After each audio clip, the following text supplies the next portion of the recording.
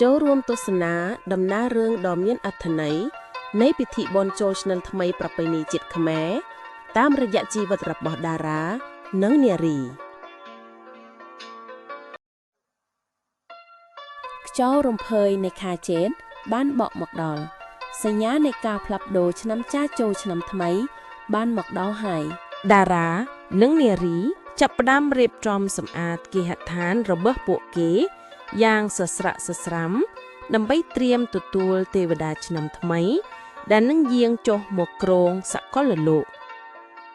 ការរៀបចំរណ្ដាប់ទទួលទេវតាមិនមែនធ្វើឡើងត្រឹមតែជាពិធីបង្កប់នោះទេប៉ុន្តែវាគឺជាសិល្បៈនៃការបង្ហាញសេចក្តីដឹងគុណតារានិងនារីជ្រើសរើសប្រើប្រាស់ផ្កាថ្មីៗនិងសម្ភារៈពីធម្មជាតិដើម្បីបង្ហាញពីភាពបរិសុទ្ធនៃចិត្តរបស់ពួកគេក្នុងផ្ទះបាយក្លិនដូងនិងអង្ករសម្រូបចាប់ផ្ដើមភីឡើងការធ្វើនំអន្សមនិងនំបត់គឺជាកិច្ចការដែលត្រូវការភាពអត់ធ្មត់ខ្លាំងតើអ្នកដឹងទេថានំទាំងនេះមិនត្រឹមតែជាអាហារទេប៉ុន្តែវាជានិមិត្តរូបនៃសាមគ្គីភាពក្នុងគ្រួសារខ្មែរនៅពេលយប់ឈានចូលមកដល់ភ្លើងចង្ក្រានចាប់ផ្ដើមឆេះសន្ធោសន្ធៅតារានិងនារីអង្គុយចាំមើលឆ្នាំងនំដែលកំពុងពុះកញ្ជ្រោលពេលវេលានេះហើយ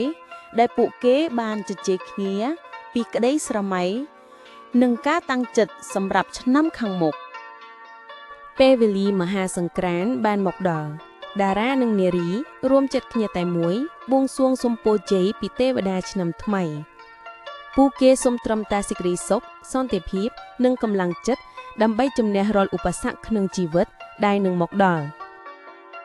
ថ្ងៃដំបូងនៃឆ្នាំថ្មីវត្តអារាមគឺជាគោលដៅដ៏សំខាន់បំផុតតារានិងនារីបាននាំយកចង្ហាន់ទៅប្រគេនព្រះសង្ឃ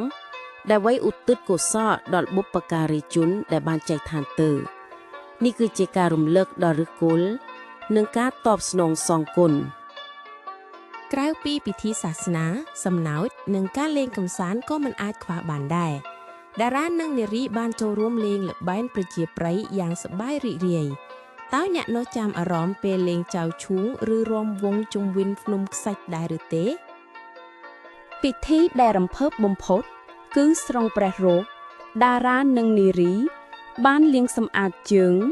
និងស្រោចទឹកអប់ដល់មាតាបិតាពរជ័យដែលចេញពីមាត់អ្នកមានគុណគឺជាមង្គលដ៏ខ្ពង់ខ្ពស់បំផុតដែលគ្មានអ្វីអាចកាត់ថ្លៃបានឡើយ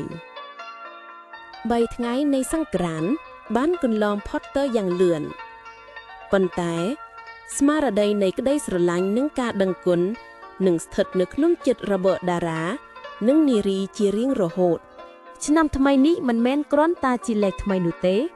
ប៉ុន្តែវាគឺជាឱកាសថ្មីដើម្បីរស់នៅឲ្យមានន័យជាងមុនចូលឆ្នាំខ្មែរគឺជាពេលវេលានៃការជំរះរឿងមិនល្អនិងការសាបព្រោះក្រពូចនៃក្តីសង្ឃឹមសូមឲ្យពរជ័យនៃទេវតាឆ្នាំថ្មី